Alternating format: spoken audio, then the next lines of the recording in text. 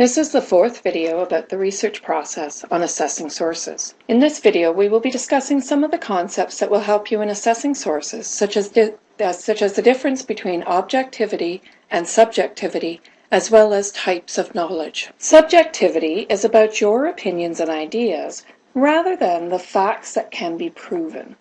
Objectivity, therefore, is about facts that can be proven. It is important to be able to differentiate between statements that are subjective versus those that are objective. Look at this first image. Is this woman beautiful?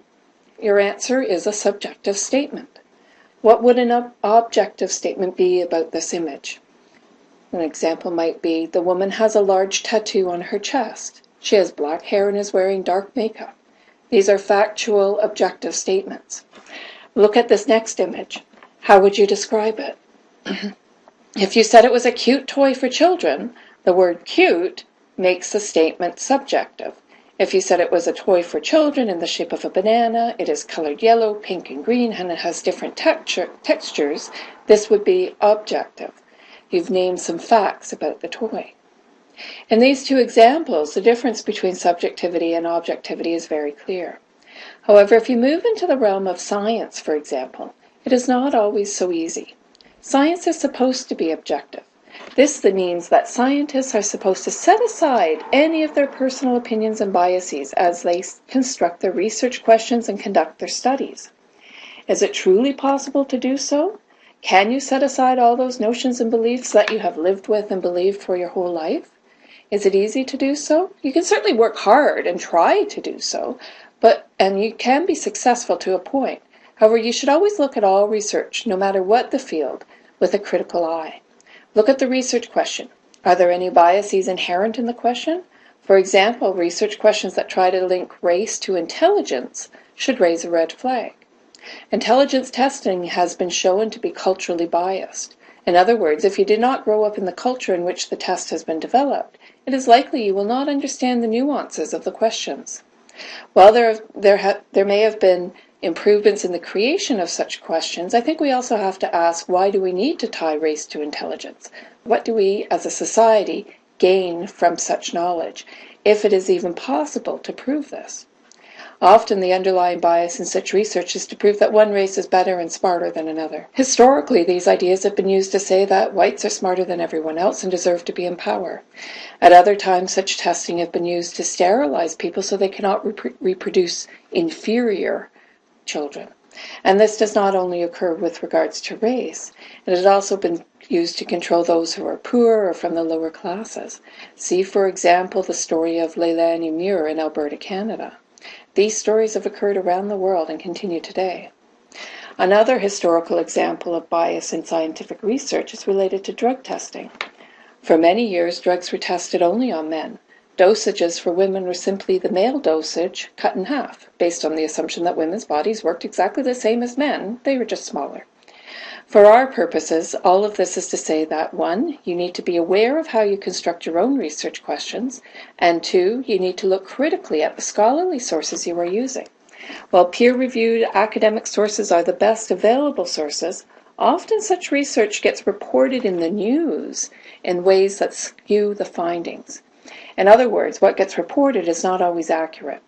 When you see information in a newspaper or a popular magazine, trace it back to the original sources and read that original research. So, ask yourself, how do we know what we know?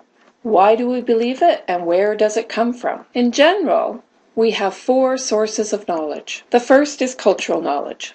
This is the knowledge passed down through the generations, either informally or formally. The knowledge may be passed down through formal instruction, such as going to school, by imitation, such as watching how your parents pray at church or act at the dinner table, by example, such as when you see how your father behaves towards the women in your life, systems of belief, such as beliefs about the law, behaviors, how one acts in different situations and how you are told to behave in those situations, such as children should be seen, not heard. These are examples of the social norms that are passed within a group through generations. Cultural knowledge is also passed on by language, something called contagious diffusion, In other words, once one person or a group of people do something, others are more likely to do it as well. For example, you can think of groupthink or mobs, and information technologies. The second source of knowledge is authoritarian knowledge. This is the information that comes from experts, such as what we were discussing on the previous slide. Peers, do you believe what your friends tell you about social events or how to dress? Parents, and more today, from celebrities. Western society has become very much a society that relies on expert knowledge. If something is reported as a scientific fact, then it must be true. And celebrities are constantly used as front people for raising awareness about a multitude of issues. Why do you think we tend to trust movie stars? The third source of knowledge is superstitions and stereotypes. When we rely on generalities, we become limited in our ability to accurately understand a situation. Because superstitions and stereotypes can create negative reactions to individuals or situations, care must be taken to avoid jumping to conclusions based on these generalities. Such beliefs are usually limiting, inaccurate, or simply false. Finally, the fourth source of knowledge is experiential knowledge. You know the phrase, if I see it, I'll believe it? This is experiential knowledge, what we know based on first-hand discoveries and experiences. Hands-on experiential learning can be the most powerful form of learning. These formal and informal experiences shape our knowledge. That knowledge can then be transferred to other situations. In other words, transferable knowledge and skills. Is any one of these the best kind of knowledge? No, of course not. But it does depend on the situation. For most academic research essays that you will do, you will rely on authoritarian or expert knowledge. If you're asked to write a reflection paper, however, this would allow you to incorporate other types of knowledge as well as expert knowledge.